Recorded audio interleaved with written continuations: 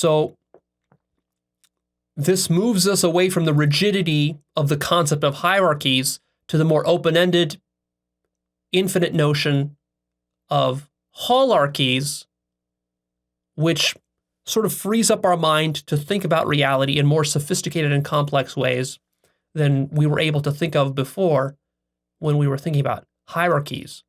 And see, when your mind only thinks of reality in terms of hierarchies and not holarchies, this creates problems because then we create our organizations like our corporations and our governments as these pyramidal hierarchical structures, when in fact, maybe it would be healthier and better for the whole if we created them more holarchically, more open-endedly, and we viewed them in a less rigid way, such that it wasn't just about the CEO at the top or the king or the monarch at the top, but a more distributed way of thinking about things. Because you see, in your body, the most amazing thing about your body is that there's no one CEO or king that manages your body. Now, of course, you could say maybe the ego is that CEO or king. That would be you. But again, that's really not you. That's sort of an illusion. And that ego, by the way, creates all the problems in your life. But really, your body does a lot of stuff that you have no awareness or control of. That's what's so amazing about your body. You can't control directly with your will your heartbeat or the temperature of your body. No, I mean, some advanced yogis develop certain abilities, but still, the majority of your body's functions are done automatically. That means they have more control than you do as an ego.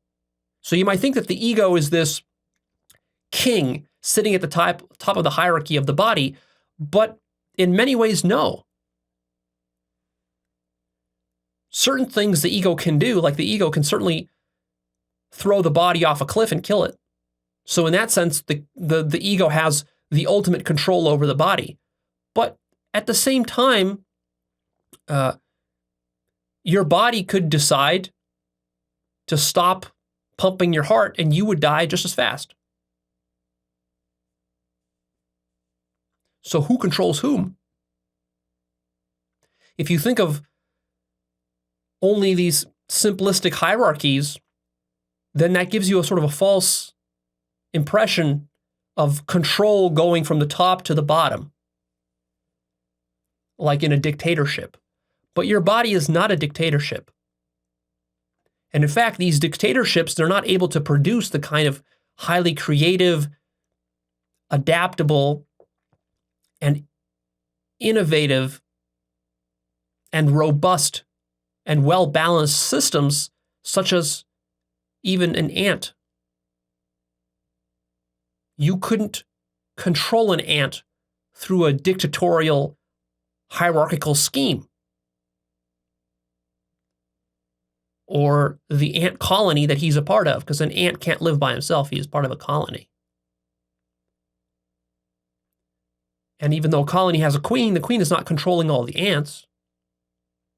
So it's this sort of distributed, decentralized, highly nonlinear, very tangled, messy system, which is an ant colony. And that's what all the most interesting systems are like.